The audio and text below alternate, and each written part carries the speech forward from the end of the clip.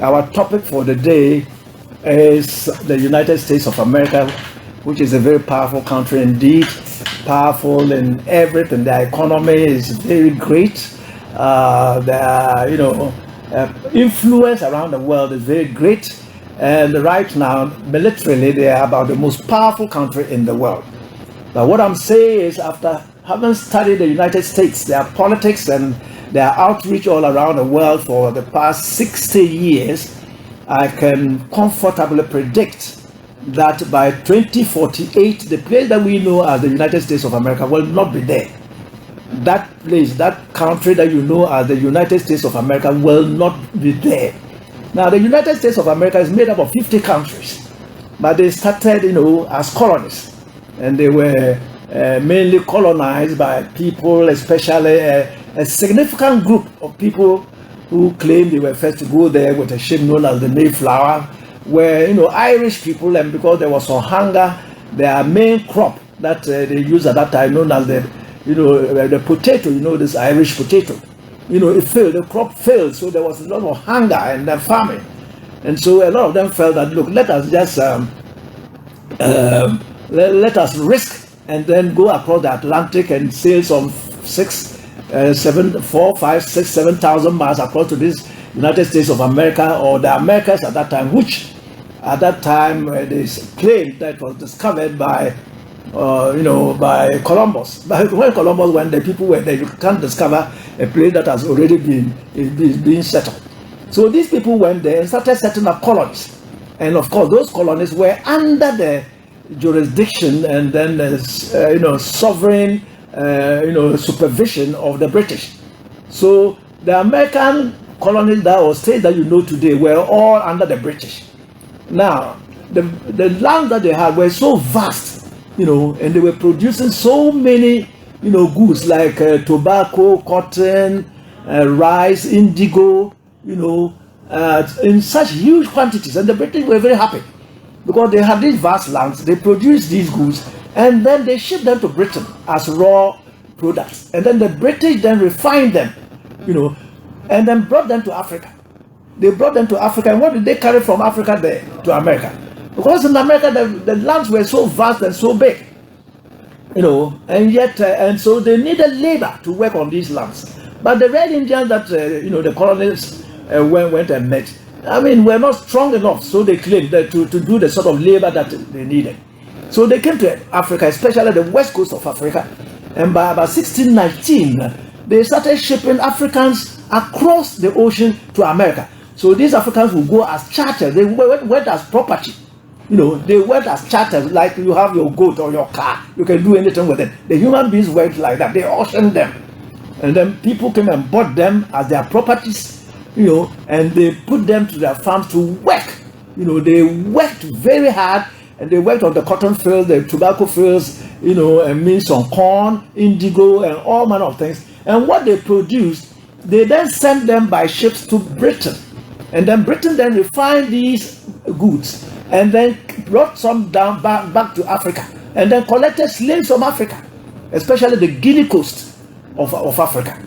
So they collected a lot of blacks into the United States of America. And I'm saying by 2048, the United States of America, made up of the 50 states that you know today, they will not be there all because of Africa and nothing else, because of what they have done to the black race, to the African, all what you see, the wealth that you see in the United States of America today is out of the sweat, toil, blood, and tears of black Africans. They captured many, they sold them there. About 12 million people, between 12 and 18 million blacks were said to have died on the way there. And yet when they didn't treat them as human beings, there was a time, if a white man was sitting in a bus, or a black man was sitting there and the white man entered, the black man would have to get up. They didn't go to the same restaurants. Even if you worked in the same place, the whites had their own area to eat, they had their own toilets, they never mixed. No, they were segregated. Even their schools were different. They were never allowed to mix. And in some of the states, there were even laws that blacks could not marry whites, or move with them. some people were lynched, and this started right from 1619 and up to today. The black man is not finding it easy in the United States of America. They are not finding it easy in the United States of America. And there's another thing that they are doing. They have some stereotypes for blacks. Tell them, look at your big nose. A big nose is not good. Your thick lips are not good. Your dark skin is not good. They sort of speak to them so that they will break them down and make them look down on themselves. It is not an easy matter to be in this type of culture or town or area or place or country. It's very, very difficult, where everything is just against you. But that is what the blacks have been going through. And I'm saying because of that, America is going to collapse. America will definitely collapse, because you cannot take a group of people who went, and according to statistics, blacks, the labor that they have exerted to make America what it is today is about $21 trillion. $21 trillion. They have worked hard, and yet they continue to tell them, that they are useless, they are worthless, they cannot contribute to anything. And then to make even the blacks in America look down on themselves, they come to Africa. We in Africa here, they come here and they treat the whole of Africa, which is made up of 54 countries or states. They treat it when something bad happens in one small country, one corner of Africa. They say it is the whole of Africa.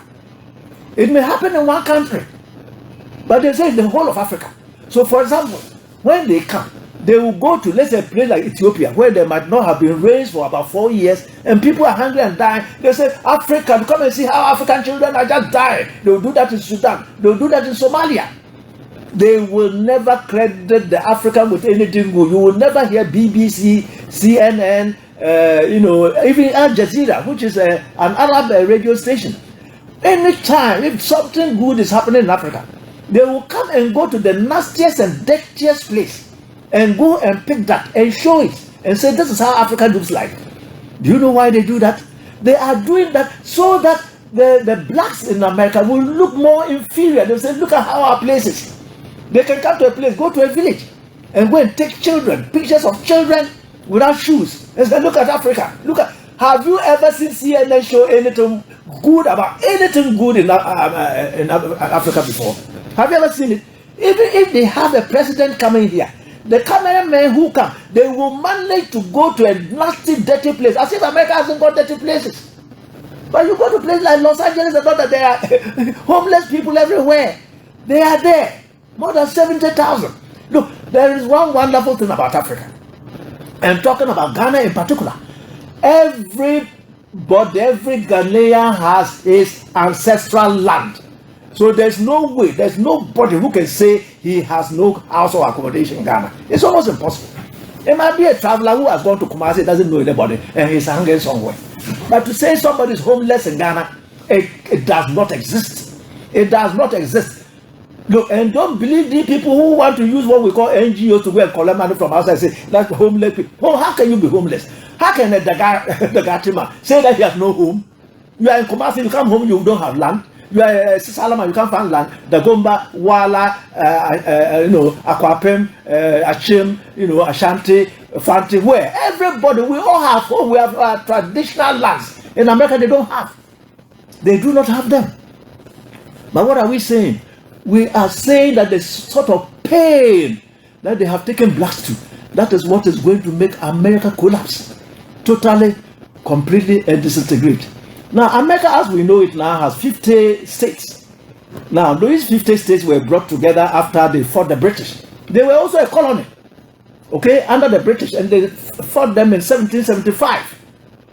And then in 1776, July 4th, they declared their independence.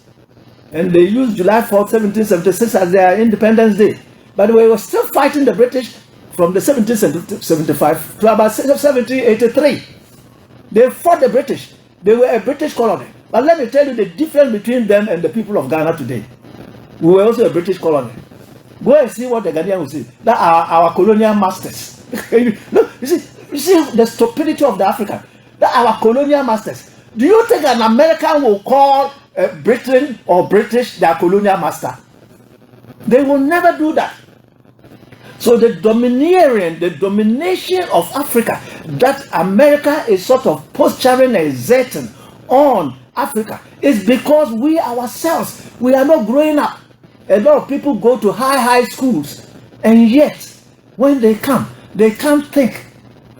Do you know the meaning of sub-Saharan Africa? When we say sub-Saharan Africa, do you know what it means? Sub-Saharan Africa means that portion of Africa where black people live. The part of Africa that is below the Sahara Desert. And you know, those countries are, those are the countries where blacks live. And when they mean that, they are not looking at the geographical description of sub-Sahara. They are saying that where black people who can't think, who are worthless and useless, and they can never make anything where they live. But we also say, yeah, in sub-Saharan Africa, they will just laugh at you. These are the things that we do. And then they impose a lot of things on you. Recently, haven't they come trying to impose family values on you? They will go and collect an American type of culture and then come and impose and say that you just take it. It is a human right. It is a human right. Meanwhile, when you go to America itself, so many states are themselves against this family values and human, and then sexual matters are concerned. So many states, even the Supreme Court of the United States of America recently came out, and then gave some pronouncements in America itself. And yet, Uganda, you have passed this law, we will deal with you. Ghana, if you pass this law, we will deal with you. I'm telling you that America is going to collapse because of that. America will by all means collapse. The 50 states will collapse. Now again, America is made up of 50 states. Now those 50 states, it is when they come together, the population is 330 million. But did you know that ECOWAS in West Africa here, we have 15 states. The 15 states of ECOWAS, when we come together, we are 390 million. So ECOWAS has 15 states in West Africa here. Our population is 390 million. America has 50. Their population is 330. So we are, in ECOWAS alone, we are 60 million more than the United States of America. In the whole of Africa, our population is 1.3 billion. Now, when it happens, when it is bad, they say it's the whole of Africa. If it is good, they say in the small state in the small country of Ghana. Now, in the small country of Ghana, they say Ghana is a small country. Ghana is not a small country. If Ghana were part of the United States of America, Ghana would be the second largest state in the U.S. The largest state right now is California, which is 38 million. Ghana would have been the second largest.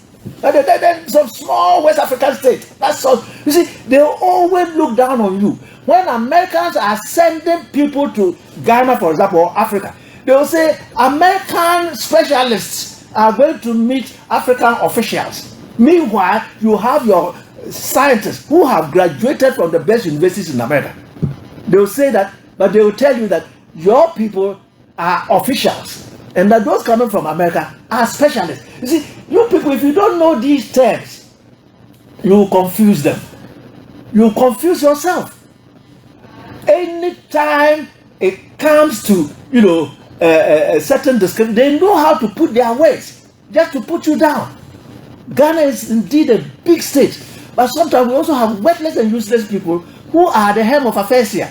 One time there was somebody who deals with family planning, the family planning people here. The boss said that Ghana has what? Our population is too much. The population is too much. And the person even wrote something to the president of the Republic of Ghana, telling the president of the Republic of Ghana that they should pass a law, saying that no Ghanaian family should have more than 3 children. Look, I looked at the person, I looked at the qualification. No, it's a doctor. I said, who gave the she? And it is a she.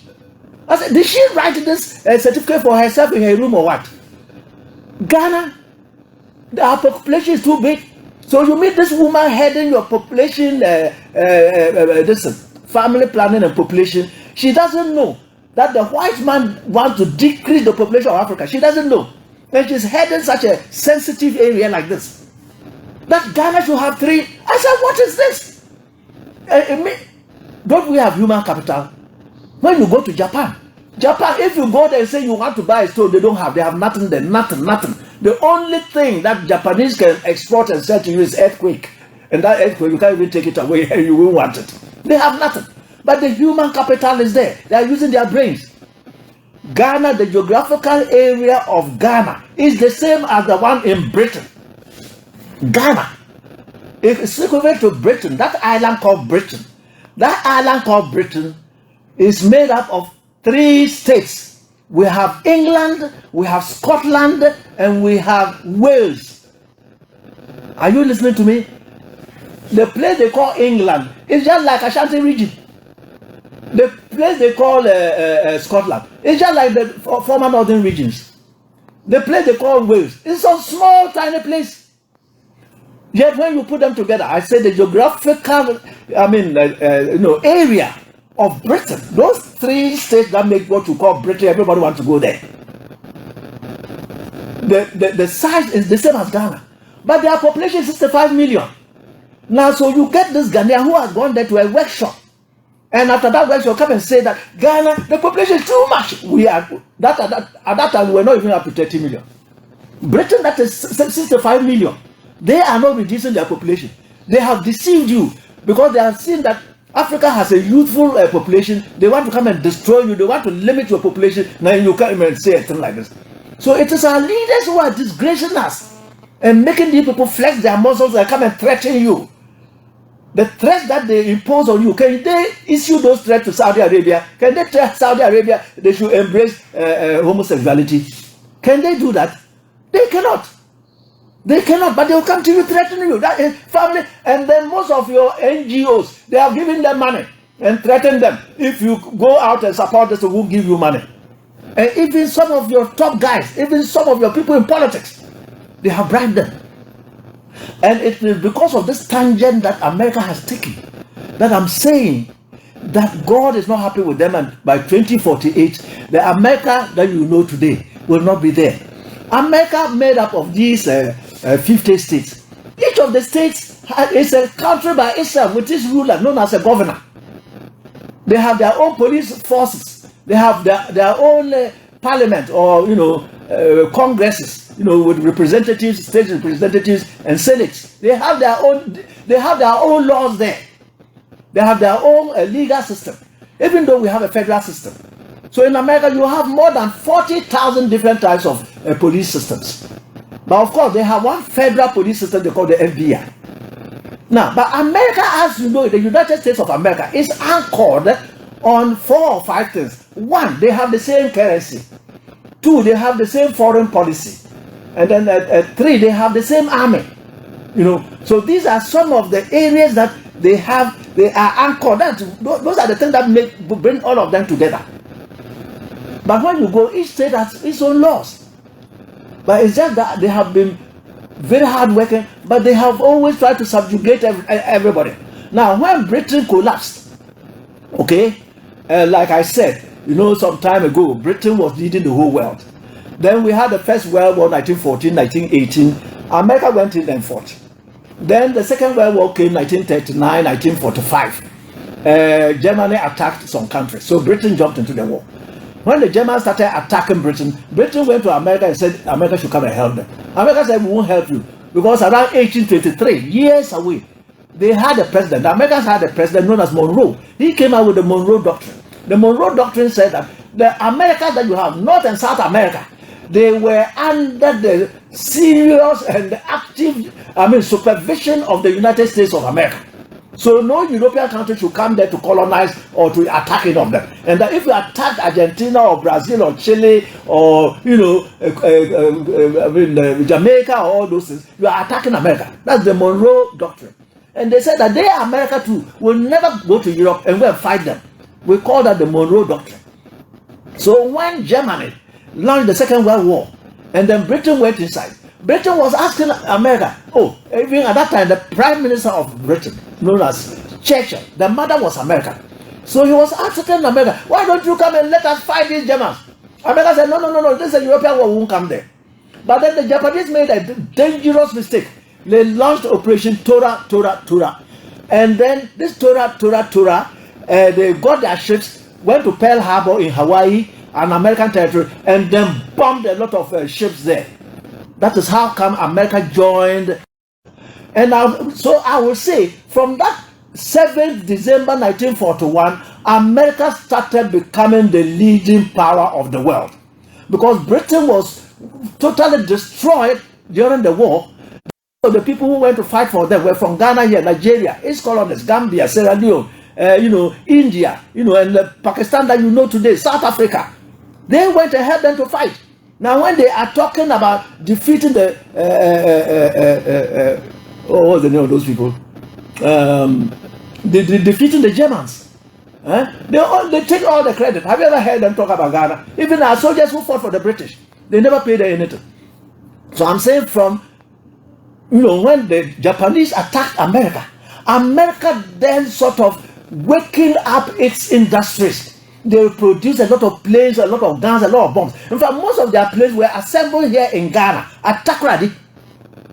They were assembled at Takoradi and then flown all the way from Takoradi. They will come to Accra. Then from Accra, they will go to Lagos. Lagos, they will go all the way and join the campaign in North Africa because, the Germans were attacking some areas up there, in North Africa. So they used to go there to fight. So some of their planes were here. Now, when during that war, the Americans were stationed, and as I said, a number of them were bars. They had even an area, at Ridge Tennis, no Ghanaian could go there or Gold Coaster could go there. But when these white people came during the Second World War, 1942, they joined in 42, 41, 42 onwards. The Americans came, they were mixing with the people, even trying to talk their language and eat the food. They say, these types of white people, they are very different. They are different from the British. So Ghanaians started having a liking for Americans. They started having a liking for Americans. Then, of course, the war went on, and then America now tasked its scientists to make this atomic bomb. They called it the Manhattan Project. They went and produced these atomic bombs and then went and bombed Hiroshima and Nagasaki. So when they bombed them and then the war ended, Britain had been so much destroyed because the Germans used to send as many as 1,000 planes a day, 1,000 to go and bomb London, the capital of Britain. As for the French people, they were defeated. The Germans defeated France. Then the other countries were nothing. Germany itself was later destroyed. So when the war was over, the only country that had the money to help, Britain and even Germany itself was America. That was when they started this World Bank.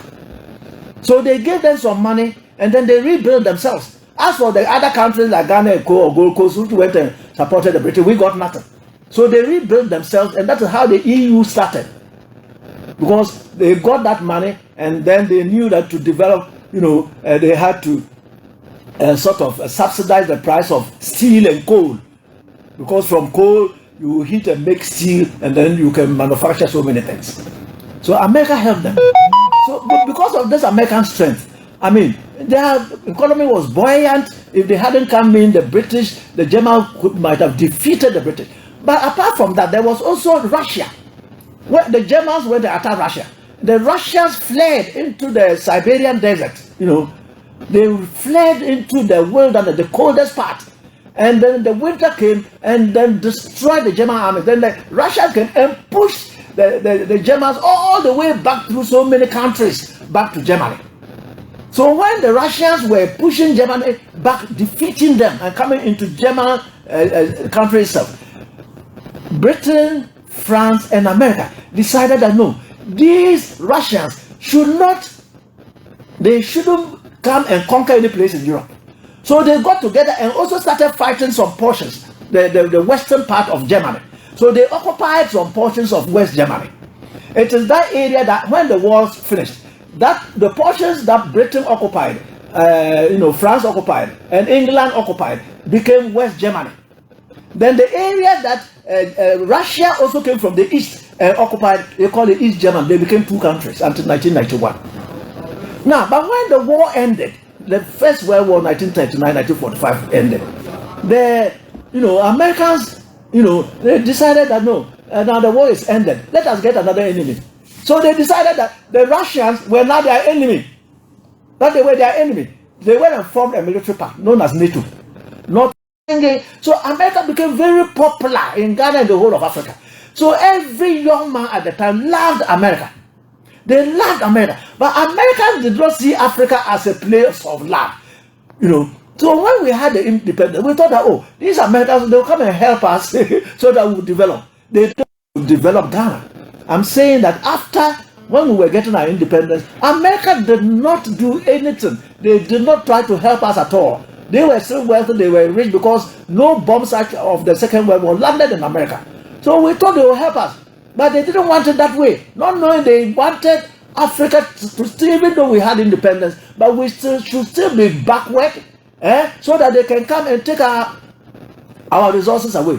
So, but some African countries also wanted independence. They wanted America to support them. America refused. So the only people who were supporting them were the Chinese and the Russians. Then America said, no, that you are communists, you are bad, you are bringing communists. No. They will come and then destabilize your country. Either kill your leader, like they did to Lumumba, and they did to NASA, and then even to Kwame Nkrumah. And then when they see that there's a leader in Africa who is trying to industrialize, they will kill you, they will remove you. Because they don't want Africa to industrialize, because we have a lot of resources. And if we are using these resources, they can't get them so cheap. Don't you know that the resources that you have, America will come and take it to America. And when they take it there, they will make a car. They will come and collect your resources and tell you this is how much we pay. They will go and make a car and tell you this is how much you should pay us. They will come and collect your raw cocoa. And then they will tell you we'll pay it this much. They determine the price for you. When they make the chocolate, they tell you that this is the price. So they want to subjugate Africa. And they have been telling the black American that Africa is useless. So they will come here, go to, as I told you, 54 countries in the whole of Africa. They will go to the nastiest and dirtiest place, go and take pictures, and go and show it in America. So that the black Americans, they also become disillusioned. Look at where we come from. Look at how the people are suffering. Meanwhile, it's a lie. It is a very big lie. I have met African Americans who landed at Accra Airport. They were shocked. Say, but why didn't they tell us? You people, you have such beautiful airports here. You have such nice roads. Why? We thought, look, even recently when Kamala Harris came, and then immediately the people landed. Calls were coming from America. They were asking their friends who followed Kamala Harris, hey, have you seen a monkey yet? Have you seen the baboons? Where are the elephants? Look, you won't believe this. You will go to America in this day and age. People think the Africans live on trees. You see? Now, but our topic is about this. It's about America. I've told you that America is going to disintegrate and collapse by 2048. It happened when the Greeks, they ruled the world. The Romans ruled the world. The British ruled the world. They all collapsed. And America is doing the same thing now. Now, since the Second World War, which ended 45, America has fought in more than 80 wars for no reason. They'll just see a country and decide, oh, let me go and fight him. The first one they went to was Korea in 1950. The Koreans wanted to unite themselves. The Americans just went inside. I know that Kim Il-sung of North Korea, if he was able to unify South Korea and North Korea, he will introduce communism. So they went there. The Koreans fought them. They fought them very well, defeated them. Drove them to Seoul, the capital of South Korea. They drove them there until General MacArthur, who was a general who had been dismissed, during the Second World War. He then went and then fought the Koreans all the way, the North Koreans, up to what they call the 38th para. So now they are divided to two. North Korea is up there, South Korea is there. The war is still on. And American soldiers are in Korea as I'm speaking today. America has thousands of soldiers in South Korea. America has thousands of soldiers in Germany. The Germany you know. America. And they'll go anywhere. Then after the Korea, they didn't rest there. Vietnam, that they were fighting. Oh no, that they were bring communism. They quickly jumped in there. Went and fought rice farmers. These were just farmers, very poor farmers. America went and fought them, the rice farmers, during the Tet offensive. There was a special offensive, attack called Tet offensive. Tet was a religious celebration where everybody came to his home. So in the guise of all the Vietnamese coming to their cities to celebrate this, not knowing all of them were soldiers. So they came on the day of the celebration. They attacked the Americans and defeated them. The Americans had to run. They ran away from Vietnam. They went. They didn't. they went and they were bemused.